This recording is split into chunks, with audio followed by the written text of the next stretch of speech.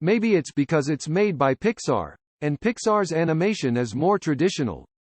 Because it's made by Steve Jobs, and Pixar's imagination has always been amazing, ever since Toy Story. This time, it's about the elemental. They're water, fire, air, and earth. They're essential for us to live. You can't live without any of them, and that's true for humans, but it's also true for the planet. The movie isn't really a planet. It's more like everyone has their own village and lives together. That's where elementals live together. Even in elementals, there are people who are close to each other. There are some that don't get along with each other, and fire is one that doesn't get along anywhere. I think it's because fire burns everyone if they get too close, and water and fire are even harder to get close to each other. They don't want to get close enough to each other to even think about coexisting.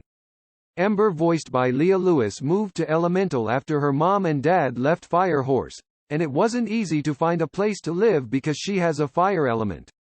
No one wants to rent to each other because they're afraid their house will burn down. Luckily, they found an abandoned house that was unoccupied and they were able to open a store and live there. Until the Amber family settled there, I don't think there was a congregation of beings with the fire element, which is a bit of an outlier in Elemental. Even in Elemental, I don't see fire elementals at the center of the well-to-do. They seem to be mostly water and air elementals. In Elemental, the main jobs and cities are mostly water and air. I could see water, air, and dirt making decisions, but there was no fire. So it seemed like the movie was about water, fire, air, and dirt, but it was also about the world we live in. Fire is kind of a person of color. Maybe I'm jumping to conclusions. Maybe I'm misunderstanding. But I feel like fire is kind of on the outside looking in, not really part of the mainstream world. They're kind of huddled together. There's no fire in the center of the city with its ultra-modern buildings. The trains between cities seem to move on water, and none of the beings on the trains seem to have fire. The only time there's fire is when Amber gets on, and everyone else avoids it. It's not that they're weird about fire, it's just that if they get too close to it, they'll be damaged. Amber has decided to take over the store from her father, who is getting old and unwell. Amber has been learning the ropes in the store from a very young age and knows she will take over. Everything is ready to go, but Amber is a bit of a fiery character. If a customer doesn't like her, she gets angry and sparks fly out of her body, causing sparks to fly all over the store.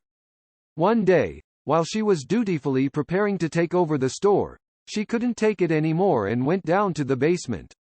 Amber's anger causes the water hose in the basement to burst. Amber is quick to use fire to stop it, but the water is swept in by Wade, voiced by Mahmoud Ashi, a water elemental, who discovers that Amber's store is illegal because he is a government employee. He has no choice but to take the information to higher authorities. In an attempt to stop this, Amber goes to the center of the elemental, causing a commotion, and Wade learns that her dad built the store the hard way and is struggling. To stop this, Amber and Wade join forces. When you watch the movie, you wonder how anyone could have thought of that. The main characters are fire and water, so it's mostly about those two beings.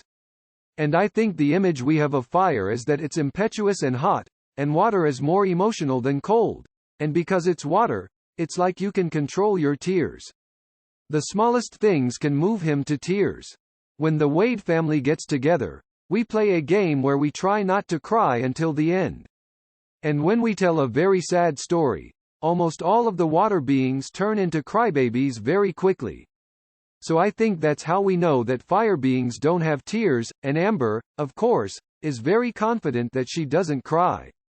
It takes a lot of effort on Wade's part. But it turns out that water beings can also change their appearance very freely, and they do it in harmony with their surroundings. Amber, a fire elemental, can also transform herself when she's in the presence of certain minerals. Ultimately, the movie is about whether water and fire can coexist. If there's a lot of water, it's hard for fire to live, and if there's a lot of fire, the water disappears, so it's a love story about whether they can coexist. More than the overall plot, I felt that the episodes that show the properties of water and fire are quite interesting and outstanding. It was a little more interesting because it was made by a Korean director.